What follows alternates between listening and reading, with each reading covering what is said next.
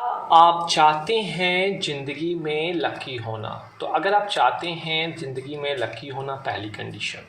दूसरी कंडीशन, अगर आप चाहते हैं ज़िंदगी में रिलीजियस धार्मिक एंड स्पिरिचुअल होना, दूसरी कंडीशन। क्योंकि यहाँ पे आज मैं एक योग बताने वाला हूँ। अगर ये सब कुछ अगर आप चाहते हैं कि कैरियर में आप सबके सर्वे सर्वा हों, सुपीरियर हों, तब यह योग आपके लिए हो सकता है। अगर आप चाहते हैं हमेशा जॉयफुल रहें ज़िंदगी में और हैप्पी रहें, तब भी आप इस योग को दे सकते हैं। अगर आप चाहते हैं सभी लोग आपको प्यार करें, आपकी मैरिड लाइफ बहुत अच्छी रहे, अगर आप चाहते हैं कि अपने भाई और बहनों से, अपने वाइफ से, अपने पति से आपका रिलेशनशिप अच्छा रहे, तब भी आप इस योग को देख सकते हैं। तो यह योग जो है आपके चारों तरफ ये खुशियां ही खुशियां लाकर भर देता है। और इस योग का जो नाम है उसे हम कहेंगे आलोक कतरी योग। आलोक कतरी योग, या तो कई जगह आप इसे पढ़ सकते हैं आलोका अद्भुत कतरी योग।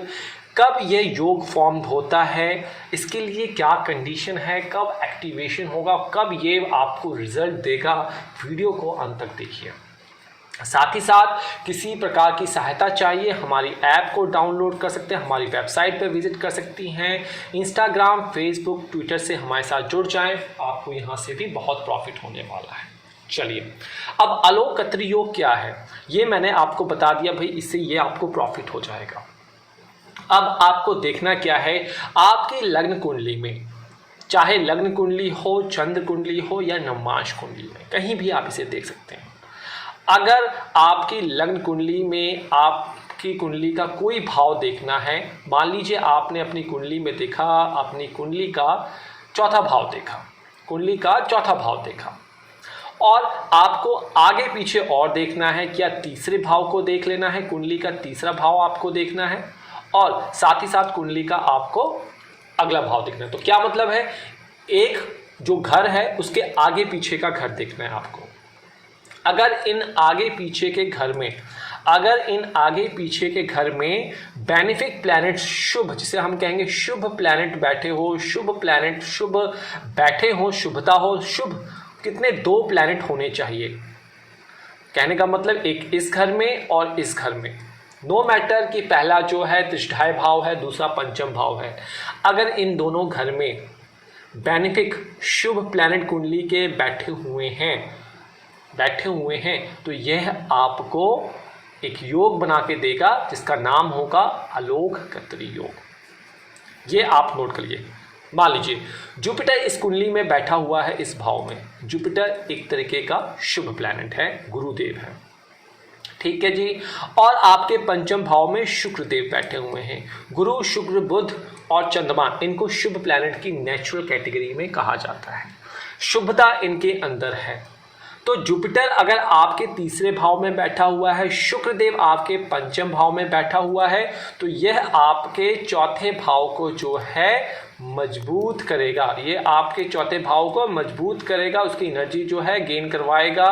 और जब भी दशा अंतरदशा किसकी, जुपिटर की और शुक्रदेव की चलेगी, तो चौथा भाव से रिलेटेड आपको फल ये देगा, अच्छे फल देगा, साथ ही साथ आपको ये सारी एबिलिटीज भी देगा।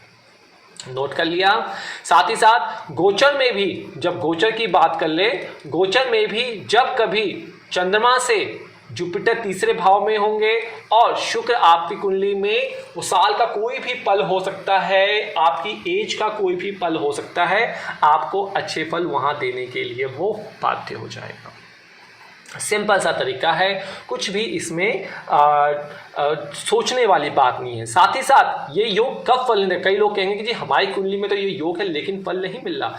अगर आपकी कुंडली में मंगल देव यहाँ पे बैठे हों, 8वीं दृष्टि डाल रहे हों, तो ये भंग हो जाएगा, यह भंग हो जाएगा। या फिर शनि देव यहाँ बैठे हों तीसरे भाव में, तीसरी दृष्टि डाल रहे हैं, ये भंग हो जाएगा।